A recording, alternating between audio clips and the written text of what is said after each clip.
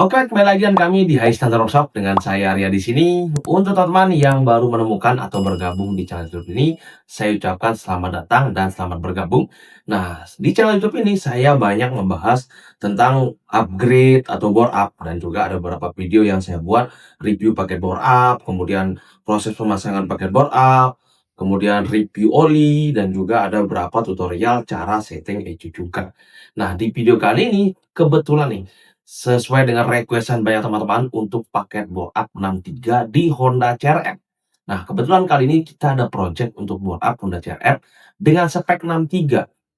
Nah, jadi di video ini saya akan tunjukkan ke teman-teman apa saja yang kita pasang, kemudian apa saja yang perlu kita sesuaikan di pemasangan paket board up ini. Karena kemarin saya tidak sempat memvideokan full, jadi ada beberapa poin-poin penting yang bisa saya ambil dan bisa saya share ke teman-teman. Dan semoga video juga bisa menjadi referensi teman-teman. Karena belakangan ini banyak sekali teman-teman yang request board up itu dibuatkan paket board up spek 63. Nah, jadi di video ini juga sebagai, referensi teman-teman, karena mungkin setelah ini tayang, kita juga akan mengerjakan CRF board up 63 juga mungkin di video berikutnya. Saya akan jelaskan lebih detail lagi, saya akan review dulu kelengkapan partnya sebelum kita pasang, sebagai gambaran untuk teman-teman juga. Tapi di video kali ini ada beberapa sesuai dengan requestannya saya coba jawab dengan video ini. Jadi untuk teman-teman yang belakangan ini banyak yang menanyakan mau board up CRF dengan spek 63, teman-teman bisa tonton video ini sampai akhir dan saya tunjukkan hasil setelah kita board up dan total biaya untuk pengerjaan paket board up seperti ini. Nah, jadi langsung aja nih, kita masuk ke pembahasannya. Oke, jadi ceritanya kemarin kita kedatangan salah satu Honda CR-V. Nah, motor ini kebetulan, yang punya itu bule. Jadi salah satu bule ini minta kita, bore up motornya dengan spek 63. Nah, bule ini atau teman kita ini minta kita bore up dengan spek 63 itu alasannya biar motornya ini lebih awet. Karena memang teman kita ini baru pertama kali main motor atau bore up, terus khususnya bore up dengan CRF. Jadi, banyak pertimbangan kalau saya mau bore up 66 takutnya nanti motornya kepanasan. Jadi dia minta gimana caranya biar aman. Sebenarnya kemarin kita sudah, rekomendasikan pakai bor 200 cc atau piston 66, tapi kebetulan teman kita ini, pengennya step by step. Jadi kita buat 63 dulu. Nah, pertama di sini yang perlu kita sesuaikan adalah di bagian head-nya. Tapi sebelum kita masuk ke sana, saya spill dulu nih, apa saja yang kita pasang di CRF ini. Untuk CRF ini kebetulan masih baru, kondisinya masih bagus. Nah, di sini yang kita pasang pertama adalah noken as. Nah, untuk noken asnya di sini kita menggunakan tipe T2, karena saya rasa noken T2 ini cocok dengan karakter yang kita butuhkan. Kebetulan owner-nya butuhnya torsi dan juga sesekali butuh top speed, jadi kita sesuaikan noken asnya pakai tipe T2. Nah, ini noken asnya sudah PNP, tidak perlu ada penyesuaian di bagian cakram head-nya. Kemudian ada peer kopling. Nah, kemarin karena owner-nya minta kita upgrade peer kopling, juga kita upgrade peer koplingnya agar ketika sudah pasang pakai bore up, motornya tidak slip. Tentunya juga sudah termasuk E70 Plus. Jadi setelah bore up, tentu kita butuh menyesuaikan campuran bahan bakar, timing pengapian, limiter melalui settingan ECU-nya. Dan tentu ini sudah termasuk ECU-nya juga. Nah, lanjut di sini ada throttle body. Untuk TB sebenarnya kemarin kebetulan teman kita ini minta yang disesuaikan aja. Jadi sebenarnya awalnya kita mau pasang ukuran 32, tapi kebetulan dari pabrik BRT itu 032, jadi kita pasang 34. Ini masih bisa, karena acuannya itu menentukan ukuran total body, biasanya saya acuannya itu dari diameter clap in. Misalkan kalau CRF clap in-nya itu 30 mili. Jadi kita bisa gunakan minimal sama dengan diameter clap in, plus 2 mili dari diameter clap in atau ukuran 32 dan maksimalnya itu plus 4 dari diameter clap in, yaitu di angka 34 mili dan ini kita gunakan maksimalnya. Itu menggunakan 34 mili. Nah, dan sedangkan untuk injektor di sini kita gunakan 200 cc karena memang sudah sepaket dengan throttle body ini, sudah termasuk TB, TPS, banana itu sudah satu set dengan throttle body ini. Nah, sedangkan untuk piston, nah untuk pistonnya di sini kita menggunakan BRT yang Forget 63, sedangkan untuk blok kita custom blok standarnya. Nah, karena kenapa saya memilih custom? Karena di luar sana memang banyak merek-merek blok yang 63, tapi kebetulan owner-nya minta kita itu bahan-bahan ini kalau bisa yang awet. Jadi kita menyarankan gimana kalau kita ganti boring, agar nanti seumpama ke depannya mau upgrade, kita sudah tinggal koltak, kita nggak perlu ganti boring lagi dan owner-nya setuju. Nah, untuk ukuran dum piston, coakan sudah kita sesuaikan. Di sini kompresinya kita pakai di angka 11,5 dengan bahan bakar nanti bisa Pertalite ataupun Pertamax dan sudah termasuk ring piston juga dengan, pin klep dan juga, gancingan pistonnya sudah termasuk. Nah, di sini untuk bagian head kita perlu porting polish di bagian yang X. Nah, untuk teman-teman bisa lihat, yang X ini kita tidak perbesar, kita hanya merapikan, kita hanya meratakan, karena seperti yang kita tahu, untuk ukuran bagian X di cerek itu sudah besar. Jadi kita nggak perlu besarin lagi, kita cukup cukup rapikan, mana yang ada penghalang atau yang kurang rata, kita ratakan, hanya itu saja, karena lubang X ini sudah sangat besar. Nah, kemudian untuk bagian in, nah untuk bagian in ini perlu kita perbesar. Nah, di sini saya menggunakan ukuran 3 mili. Jadi kita besarkan dari standar kita buat 23 mili dengan catatan kita hanya meratakan. Nah, karena kebutuhan untuk harian, jadi kita tidak terlalu memfokuskan powernya maksimal. Jadi kita acuan itu gimana caranya motornya tetap adem, suhu mesin tidak berlebih, kemudian performa torsinya juga besar, karena ownernya request agar torsinya itu lebih besar. Nah, di sini kita gunakan ukuran 23 mili, teman-teman bisa lihat, dan peer klep dan ganjelannya juga sudah kita ganti, karena peer klepnya menggunakan BRT yang terkenal empuk tapi kenyal. Nah, ini di video ini sudah untuk pembahasan peer clap ini saya akan buatkan video khusus nanti kita bahas. Nah, tapi di sini sudah termasuk peer clap dan juga ganjelannya. Nah, kemudian di sini kita perlu penyesuaian sedikit nih. Jadi untuk teman-teman yang pasang throttle body BRT di head CRF standar, teman-teman perlu besarkan di bagian intake ini. Kenapa? Karena untuk intake yang kita dapatkan dari TBBR itu lebih besar daripada lubang in yang ada di head kita. Jadi itu kita perlu rapikan. Teman-teman nggak perlu rapikan terlalu banyak. Cukup antara bibir head dan juga intake itu diratakan saja. Tidak perlu teman-teman besarkan sebesar intake ini, nggak apa-apa, itu masih aman, masih bisa. Jadi cukup diratakan seperti yang di video ini kita ratakan biar tidak ada penghalang, biar tidak ada penghambat. Jadi kita nanti teman-teman bisa raba, yang penting dia rata, halus, mulus, tidak ada halangan. Nanti teman-teman bisa porting seperti yang ini, kita ratakan agar ketika nanti kita pasang TB-nya itu atau ketika motor hidup, aliran udara dan bahan bakar itu mulus masuk ke ruang bakar. Nah, setelah itu lanjut kita pasang piston. Nah, untuk piston ini hati-hati ketika teman-teman pasang, karena jangan sampai klip piston masuk ke dalam crankcase. Di sini packing kita menggunakan packing standar karena ukuran boring luarnya juga sama dengan yang standar, tapi bisa di-counter sampai ukuran 68 kalau nggak salah kemarin saya ukur. Untuk head, packing headnya di sini kita ganti baru juga, kita besarkan, packing head standar kita custom. Kemudian untuk headnya sudah dipoteng dan kita pasang baut dari headnya ini. Nah, jangan lupa ketika teman-teman mengencangkan baut head ini, gunakan kunci torsi agar kekencangan baut satu dengan yang lain sama presisi. Karena seperti yang kita tahu, untuk bagian cerep ini sering sekali bocor antara bagian head dan juga blok. Itu sering sekali bocor. Jadi pastikan ketika teman-teman mengencangkan baut head ini, gunakan kunci torsi agar nanti kekencangan baut yang 4 ini presisi untuk mengurangi resiko terjadinya bocor di bagian blok dan head itu. Nah, di sini kita pasang TB. Nah, di sini ada sedikit info ke teman-teman. Ketika teman-teman pasang, nanti di sini ada karet intake nih, karet di sensor TPS ini. Pastikan teman-teman pasang karet ini, karena apabila teman-teman tidak pasang, nanti ketika motor hidup, ada suara angin yang bocor, dia berdecis. Nah, nanti itu yang banyak teman-teman tanyakan juga ke saya, "Mas, kok ketika pasang TB ini ada suara kayak angin bocor?" Itu disebabkan karena o-ringnya ini kurang presisi masuknya. Jadi pastikan ketika teman pasang, o-ringnya ini benar-benar rapat, biar nggak bocor. Dan juga jangan lupa pasang adaptor sensor TPS, karena banyak teman-teman yang pasang TB BRT, TPS-nya itu tidak dipasang adaptornya. Karena TPS BRT ini menggunakan TPS Honda Sonic. Nah, ini motornya kita coba hidupkan dulu.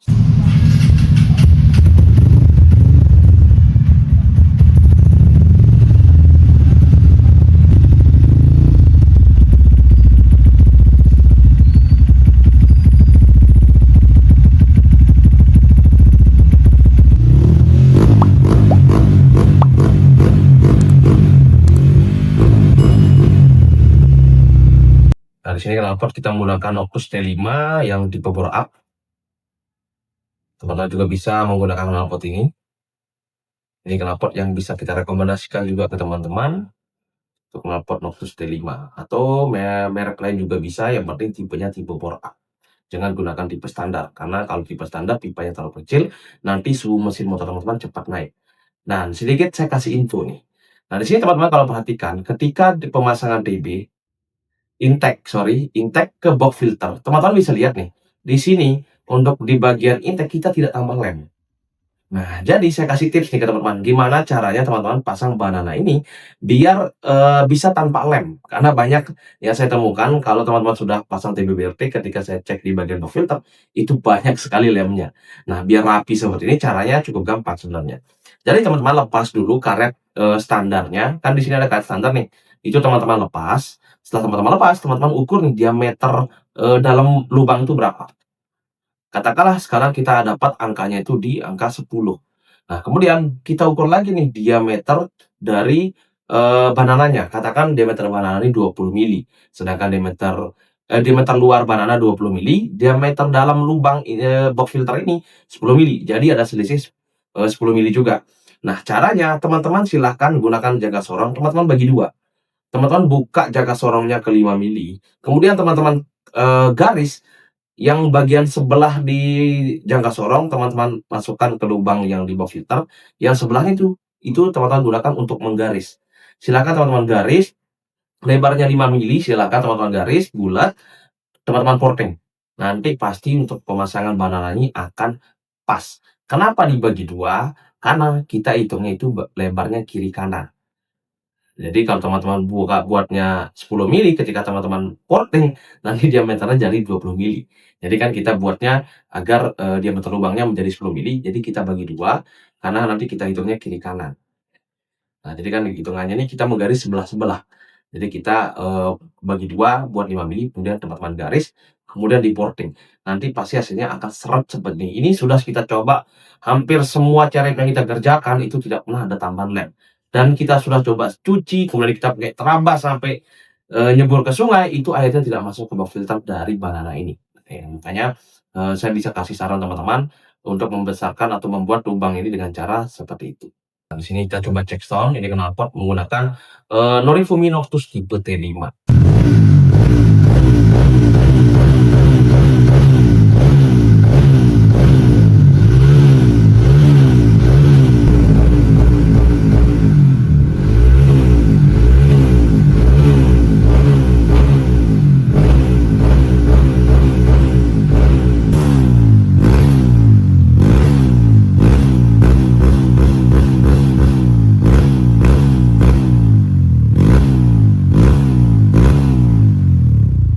Setelah, kita lakukan hydration, biasanya kita hydration itu motornya kita hidupkan 1-2 jam. Setelah itu kita akan, lakukan proses tinting ecu dan dyno test. Kebetulan kemarin saya tidak sempat videokan kita ketika melakukan dyno test. Jadi ini, langsung kita cek sound. Jadi setelah dyno test kita keluarkan lagi, kita pasang koper-kopernya, kita lengkapi, kita rapikan settingannya. Karena kita coba juga setelah dyno, kita coba jalan, ada yang kurang lebih kita sesuaikan. Dan di sini saya coba kasih teman-teman cek soundnya.